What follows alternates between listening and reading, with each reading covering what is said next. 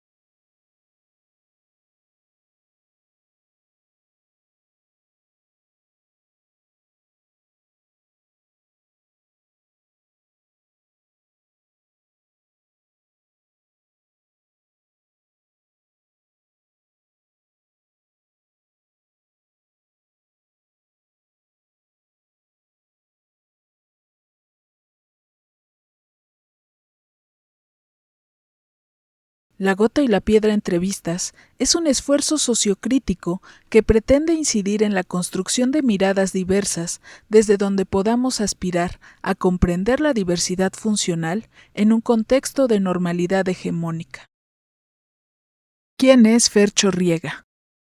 Bueno, me llamo Fernando Riega Ángeles, ese es mi nombre completo, pero en redes sociales todo el mundo me conoce, como Fercho Riega, porque mi apellido es Riega, pero muchas veces lo han cambiado a Arriaga, Riegas y otros, ¿no? Pero es Riega, tal vez no es muy común, pero así.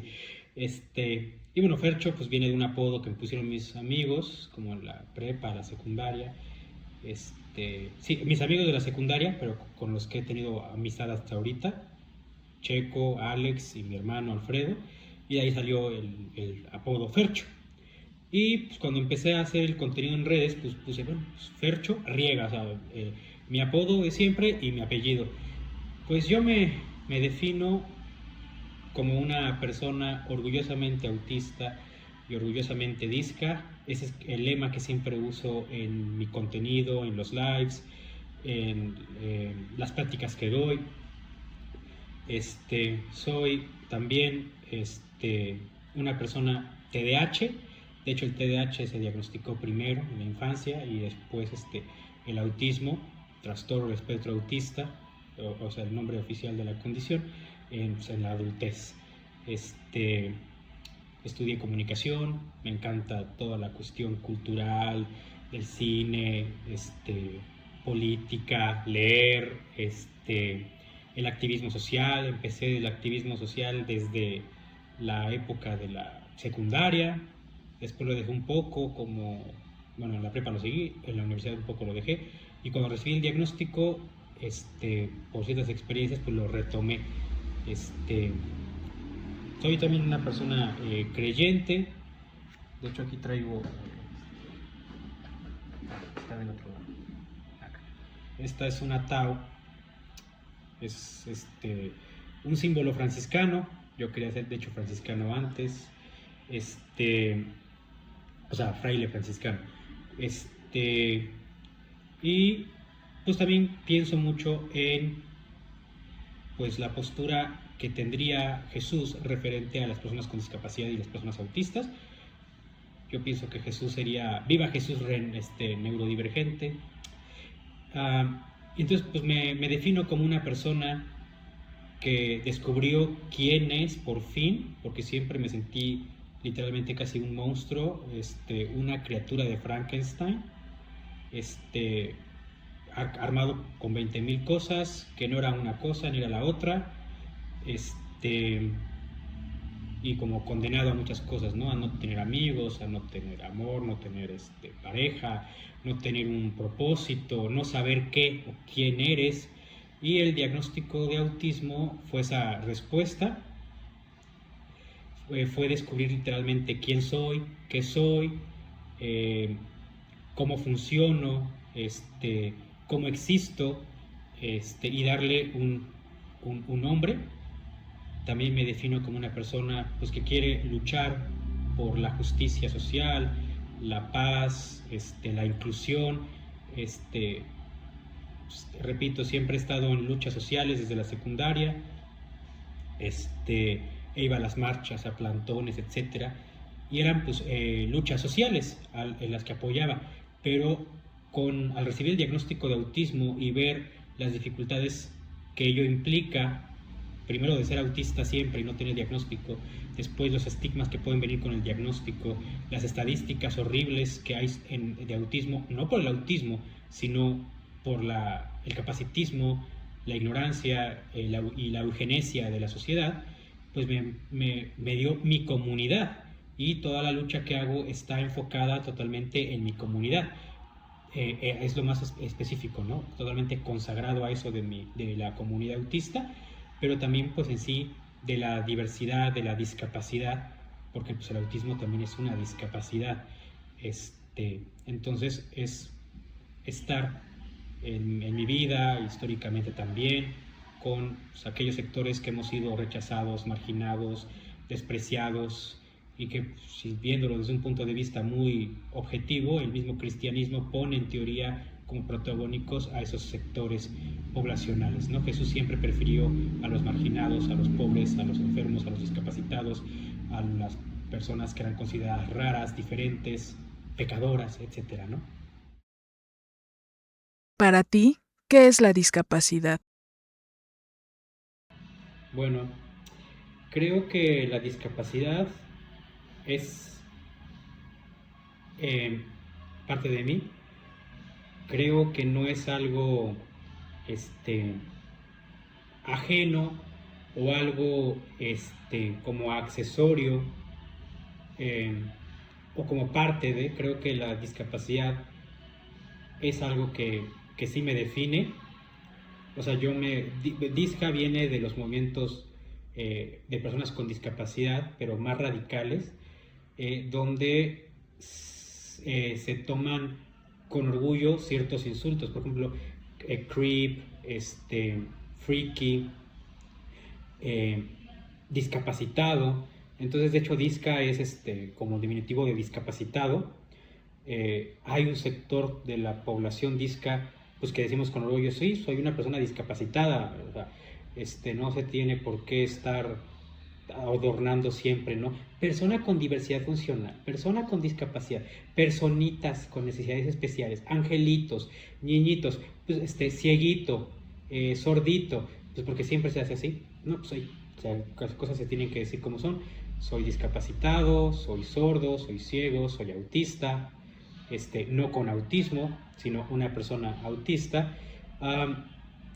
Y pues creo que la discapacidad es algo con lo que la vida misma pues está inmiscuida en ello, pues porque no somos algo creado con una como lógica hecha así como de producción en serie. Todo lo que sale natural y se desenvuelve naturalmente o está hecho como artesanalmente, pues tiene cosas que varían. La cuestión de la diversidad, hay cosas que van por un lado, otras que van por otro, unas cosas funcionan mejor, otras funcionan pues menos mejor, pues es simplemente la propia evolución, ¿no? La propia selección natural, el propio camino evolutivo que va generando ventajas, diferencias en todos los seres vivos.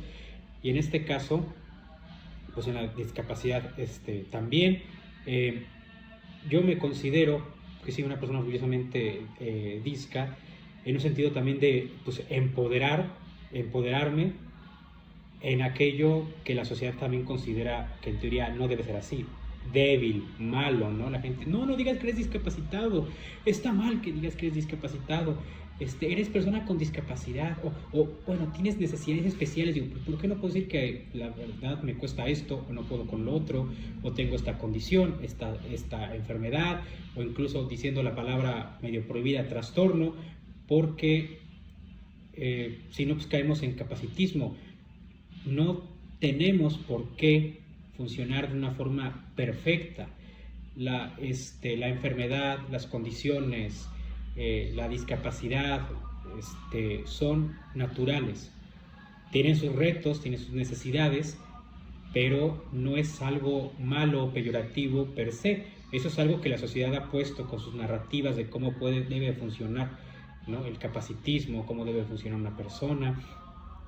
Y pues en mi caso, abracé con orgullo este, ese término, pues porque yo siempre me he sentido pues, que estaba así como roto, e incluso peor que si hubiese tenido como una condición, una enfermedad, pues porque antes no tenía diagnóstico, no tenía ningún tipo de nombre, de etiqueta, no sabía quién era. Y entonces pues las personas de todas formas me discriminaban, me insultaban o no me comprendían. Y entonces pues yo incluso llegaba a pensar, ¿por qué a la persona que tiene una discapacidad motriz y le falta una extremidad no le ponen a decir échale ganas, corre más rápido? Pero a mí sí, no. Entonces yo me sentía así como de, ¿pero por qué? O sea, ¿por qué no se debería de obligar a las personas cuando sinceramente les cuesta trabajo o no pueden?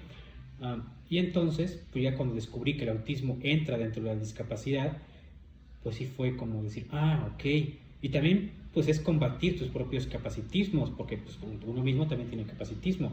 Pensar, por ejemplo, si, no le, si le echo ganas, si me esfuerzo en esto, hasta el punto de pues, echarle toda ahí la camiseta, como dicen, me estoy sobreexplotando, estoy siendo muy duro conmigo mismo, estoy siendo capacitista conmigo mismo por exigirme, o al revés, escudarte a lo mejor en tu condición y decir, no, pues no le voy a echar ganas. Creo que es como un camino de un barranco, ¿no? Si te vas mucho a un extremo, si te vas mucho al otro extremo, pues te caes de todas formas. Este, yo creo que es así. También en un sentido como de empoderarte desde aquello que la sociedad desprecia, un poco parecido a lo que decía San Pablo en sus epístolas, por ejemplo. San Pablo, en una de sus epístolas, habla que él se regocija en sus dificultades, en sus debilidades, en las cosas que le hacen diferente, que le cuestan, porque, pues parafraseándolo, pues él decía, cuando soy débil, entonces soy fuerte. No porque sea débil, sino por aquella situación que él considera o que la sociedad considera que es una debilidad, puede ser fortaleza. Tampoco se debe de romantizar, ¿no? Porque hay mucha romantización de la discapacidad y eso también es capacitismo. El porno inspiracional es romantizar la discapacidad por completo y es explotar y abusar a las personas con discapacidad. Como ciudadano con autismo, ¿cómo te trata la realidad de la ciudad de Puebla? Bueno, creo que hay mucho que avanzar, ¿no? Todavía hay demasiado capacitismo. Obviamente también han habido también sí avances, ¿no? Pues también han habido pues, retrocesos. Simplemente la cuestión de los llamados derechos humanos, pues son algo que ha ido pues, avanzando progresivamente, ¿no?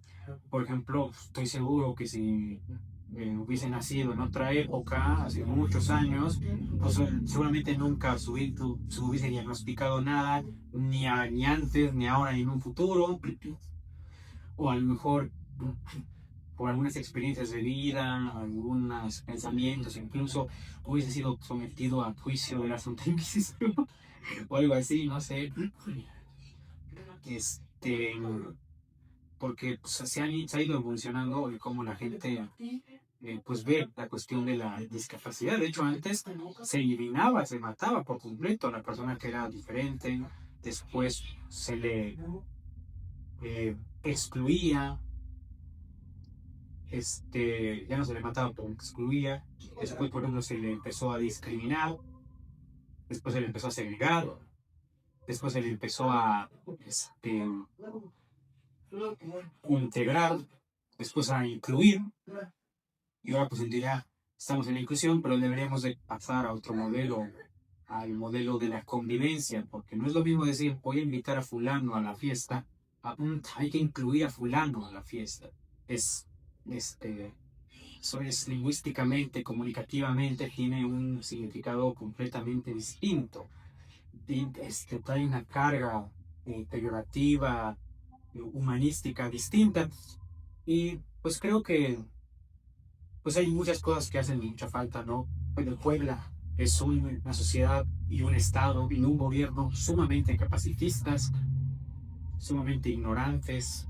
No hay casi nada para discapacidad y mucho menos para autismo. El transporte público es una porquería, no es inclusivo, la educación igual, no hay trabajo aquí de por sí y para discapacidad mucho menos, a pesar de que están esas empresitas inclusivas que hacen muñecos de doctor, pues que realmente no dan trabajo a personas con discapacidad, a pesar de que se dicen inclusivas, porque yo lo he vivido en carne propia con esa empresa, que nunca me han contratado y que he vivido ahí unas situaciones con ella. Y pues hay mucha discriminación, porque todavía hay muchos pensamientos, pues, conservadores en algunas cosas, capacitistas, ignorantes. Entonces, pues creo que falta mucho en Puebla, ¿no? Con los círculos cercanos, con los políticos, con los especialistas, porque no hay especialistas. Por ejemplo, aquí en DIF no tienen especialistas en autismo, no tienen psiquiatras. Fui a buscar ayuda psicológica por lo que viví en el Consejo Ciudadano de Discapacidad. Y pues sí, me mandaron con un psicólogo, pues el psicólogo pues nada más es psicoterapeuta, pero no tiene experiencia en autismo. No tiene a nadie con ese perfil de autismo y mucho menos en adultos. Psiquiatra no tienen, a pesar de que en teoría deberían de tener y sus mismos reglamentos de cómo tener, ¿cómo se llama? Asistencia mental, de salud mental. Dicen que tiene psiquiatra y no la tiene. Entonces, pues creo que en muchos sentidos todavía seguimos con una cuestión como victoriana, ¿no? Donde se sigue criminalizando o patologizando a las personas con discapacidad. De hecho, de ahí viene la psiquiatría. La psiquiatría no surgió primero como para ayudar a la gente a tener sus problemas de salud mental, sino que surgió como una estrategia de sanidad pública, entendida como de tratar de homogeneizar y tener a la gente toda igualita y hacer a un lado a las personas que eran diferentes o que podían tener ciertos problemas. De ahí viene la psiquiatría y por ejemplo lo postula bien Foucault en unas conferencias que dio en la Sorbona de París, que se titulan Los Anormales, donde habla de que cómo pues la sociedad patologiza, psiquiatriza a todas las personas que son diferentes, indígenas, personas racializadas, personas con discapacidad, personas con salud mental diferente, personas autistas, personas que simplemente también son diferentes, incluso para desacreditarte, ay, salo, mételo al psiquiatra. Y sigue habiendo esa violencia. El hecho de que aquí en Puebla tengamos pseudoespecialistas que estudiaron arquitectura en vez de medicina o psiquiatría o psicología y estén dando terapias de autismo, pues está fatal, ¿no? Pero bueno, así está casi en todo el país. Como activista en el tema de la discapacidad, ¿cómo te defines en términos sociopolíticos?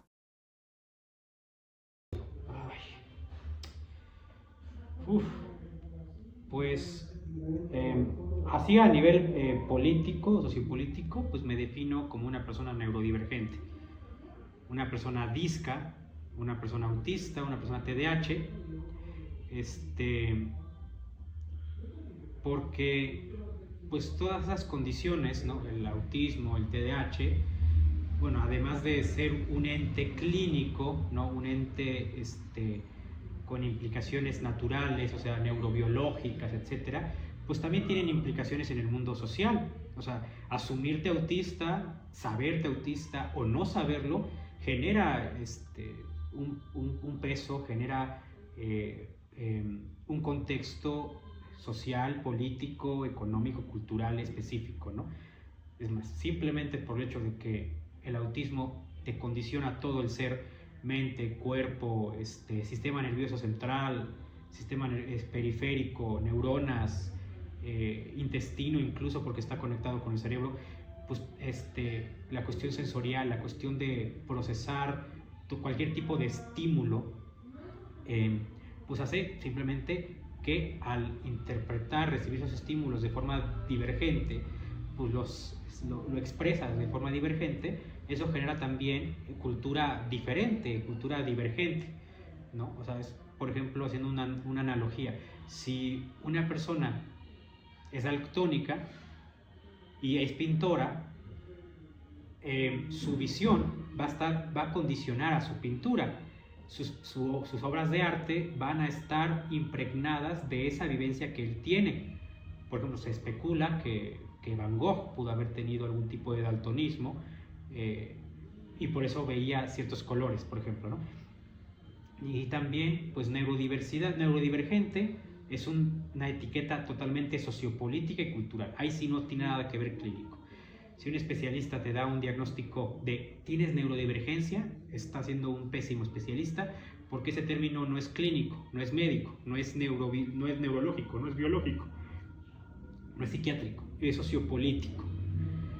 Y pues postula, obviamente dentro del paradigma de la neurodiversidad, que todas las condiciones de salud mental, enfermedades, trastornos, condiciones, etcétera, todo lo que está casi en el DSM, pues forma parte de esa diversidad humana, tanto lo adquirido como lo congénito.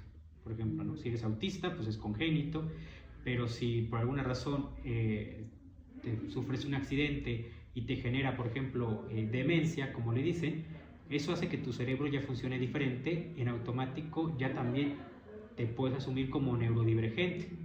También incluso las personas que tienen alguna condición dentro del clúster B, que es un clúster ahí difícil, porque entra la cuestión de la sociopatía, la psicopatía, también entran allí. Obviamente no se puede usar el movimiento de la neurodiversidad para justificar ningún tipo de comportamiento.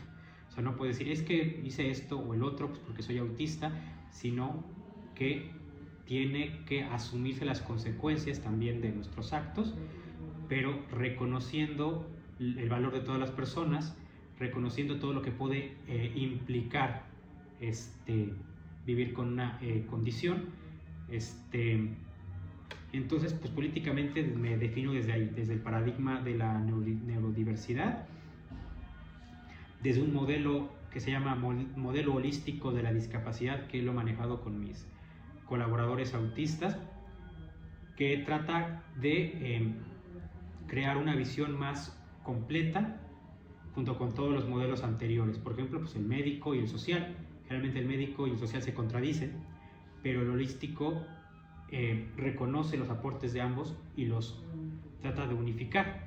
Entonces, por ejemplo, yo reconozco, por ejemplo, el por qué el autismo tiene que estar catalogado en los manuales clínicos, ¿no? También se reconoce, por ejemplo, que la discapacidad está independientemente también de la ayuda social, porque hay situaciones muy específicas que por más que una persona reciba todos los apoyos necesarios, puede seguir habiendo discapacidad, necesidades de apoyo, algunas muy fuertes. Entonces no solamente es social, lo social pues discapacita el doble, lo social es lo que realmente condena, ¿no? Y creo que pues aquí en general en el mundo, como lo dije en el bloque anterior, pues falta mucho, hay mucho capacitismo, hay mucha eugenesia en los discursos todavía. En Puebla se ve todavía la parte paternalista, en México también. De hecho, no ha habido un movimiento disca como muy fuerte, o sea, sí lo ha habido, sí ha habido movimientos de neurodiversidad, movimientos discas, pero creo que aún no ha llegado un movimiento disca súper radical. Por ejemplo, han habido movimientos discas muy fuertes.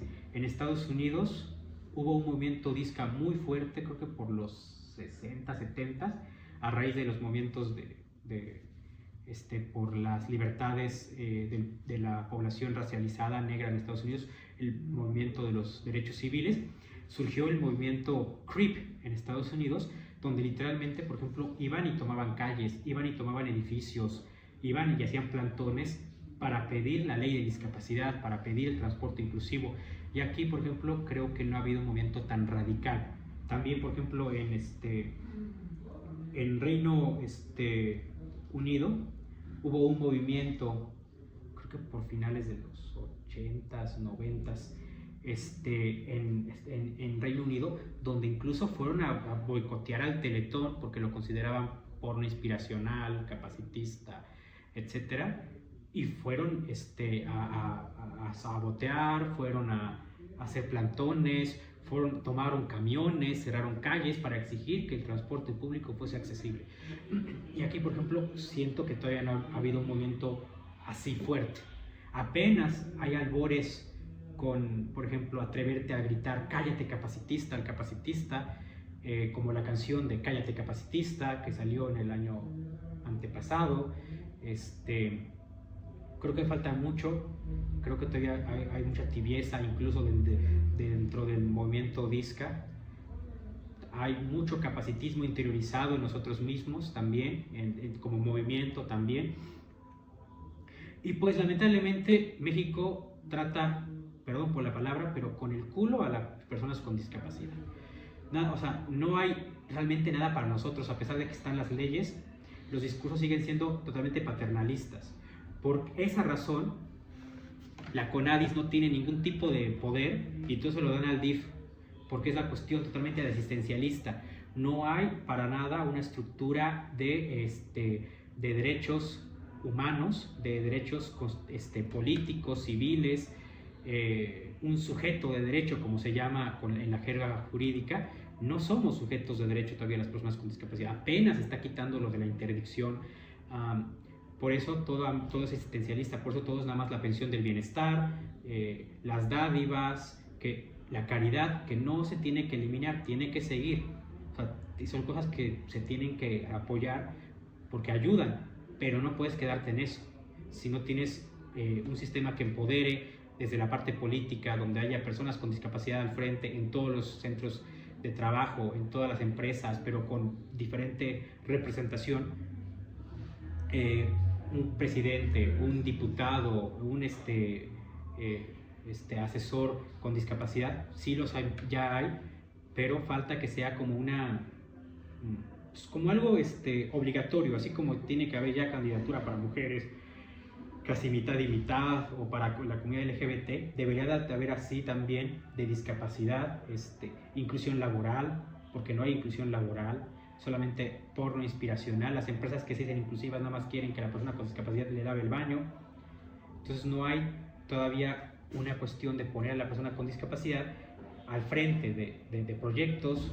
Cuando estamos a veces como al frente, nada más quieren explotarnos, no quieren pagar, lucran. Ese es el contexto social en el que estamos, ¿no? Políticamente, incluso también, pues, lamentablemente, personas con discapacidad que defienden estas situaciones, a pesar de que, pues, se dicen estar en los movimientos de discapacidad. Lo hemos vivido aquí en Puebla, y también en otros lugares. No hay un contexto sociopolítico de derechos humanos para personas con discapacidad.